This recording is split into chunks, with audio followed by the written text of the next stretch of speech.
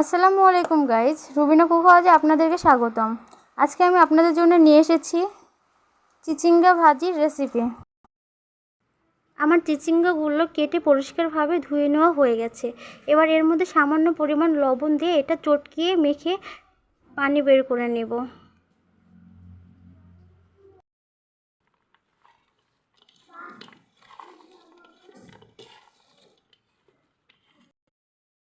চিচিঙ্গা আমাদের শরীরকে ঠান্ডা রাখে। চিচিঙ্গা খাওয়া স্বাস্থ্যের জন্য অনেক ভালো। এবার সবগুলো চিচিঙ্গা একসাথে একটা কড়াইয়ে উঠিয়ে নিয়ে এগুলো সিদ্ধ করে নেব। চিচিঙ্গাগুলো সিদ্ধ করা হয়ে গেছে। এবার একটা ঝাঁকাতে ঢেলে পানিটা ছেঁকে নেব।